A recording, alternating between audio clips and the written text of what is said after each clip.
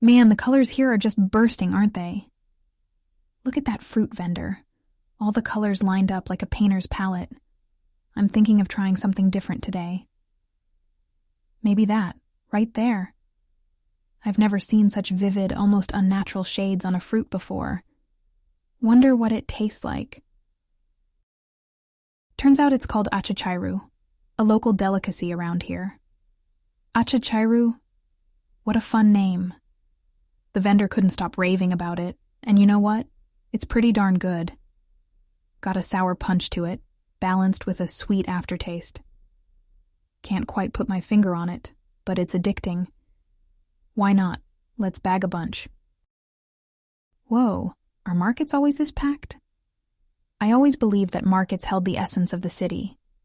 Doesn't feel like anywhere else, does it? You really feel like a tiny part of this giant, living and vibrant juggernaut. It's pushing me out of my comfort zone, shaking me, making me adapt. But hey, that's how growth happens, right? Here I am, encapsulated in a clear, hanging bubble, ascending into the cool, crisp Bolivian air. Mi teleférico, they call it. Sounds like a superhero name, doesn't it? Can't say I'm not terrified, though. These heights are no joke. But let's face it, the view is definitely worth a little adrenaline rush. I can see the entire city stretching out below me, a vibrant patchwork of buildings, life, and energy. It's interesting to think about how many people have taken this cable car ride before me, sharing this same overwhelming mix of fear and excitement. And in that fact alone, I find a weird sense of unity. We're many, we're different, but we all decide to take the leap, or, in this case, take the ride to challenge our fears, in hopes of witnessing something extraordinary. The music. Oh, the music. It's something you'd have to hear to believe. Traditional Bolivian tunes are wafting through the air, enveloping everyone in a vibrant rhythm that seems to pulse through my veins. The crowd around me is a whirlwind of color, moving in time with the beats, their twirling skirts and lithe movements painting a vivid tableau in front of my eyes. I can't resist joining in, and before I know it, I'm being swept up in a local dance called the tinku. The steps are intricate, but the shared laughter when my feet fumble is priceless. It's breathtaking, guys.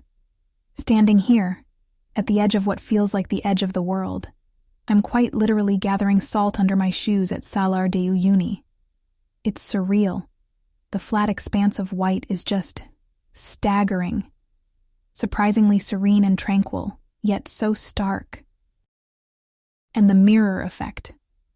Oh boy. Imagine seeing the sky under your feet, clouds, the sun.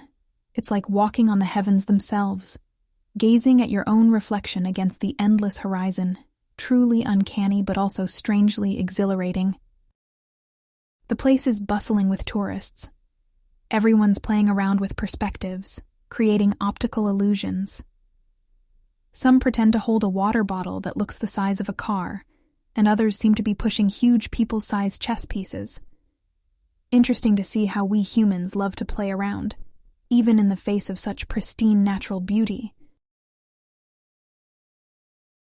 Here I am, in the midst of iron giants, rusting relics of a past age.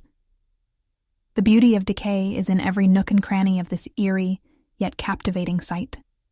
Everywhere you look, there are skeletons of trains, silently narrating their bygone days of glory. Each disused locomotive has a story to tell, if only they could talk. As the wind whistles through long-abandoned carriages, it's like the echoes of the past come alive. Instead of feeling spooked, I find it somewhat comforting. I guess there is a certain charm to ruins. It is peculiarly ironic, don't you think? We often associate trains with motion, progress, and life's hustle and bustle. But here, amidst the crunch of rust and faded paint, the sensation is surreal yet grounding. It's like a forgotten movie set, eerily post-apocalyptic. If a zombie grows from one of these dead locomotives, I'd half expect Spielberg to come out from the next and say, "Cut." In a way, I guess we all are like these trains, moving forward carrying loads sometimes too heavy, sometimes light, breaking down often, yet somehow always managing to chug along. It's an interesting parallel to draw from this outlandishly fascinating place. After all, aren't we humans but frail entities in the grand schema of time, just like these rusting husks of once magnificent trains? But, oh, the stories we can tell, the journeys we undertake, and the lives we touch. It's beautiful when you really stop and ponder, isn't it? Strolling into El Mercado, I'm taken aback by the sheer abundance of this place. Countless stalls snaking around me, and an aromatic gust of spices hitting my senses. It's immediately overwhelming, but in a good way. Dainty gold-lit bulbs dangling from the ceiling, illuminating locals and tourists alike in their quest for a bite of Bolivia's smorgasbord. Right here, culture and cuisine are intertwined in a delightful fusion. As I navigated the winding trails of Valle de la Luna, a wave of exhilaration coursed through me. The terrain was on another level, uncanny, almost moon-like in its nature. Its rough-surfaced, craggy cliffs and bizarre rock formations surpassed any expectation I had about the trek. At every step, it became increasingly clear that this was unlike any hike I'd embarked on. A demanding one, yes, but surely rewarding. In the midst of the barren expanse, beauty unfolded itself in the most unexpected manner. A bird, perhaps native to this part of Bolivia, flew casting its shadow over the landscape. Startled, I paused for a moment to appreciate the spectacle. It was oddly soothing, and somehow in harmony with the eeriness this place holds. As the shadow darted over this so-called lunar landscape, I was hit with the peculiar realization of life's surprising pursuits amidst nature that seems so isolated, so desolate.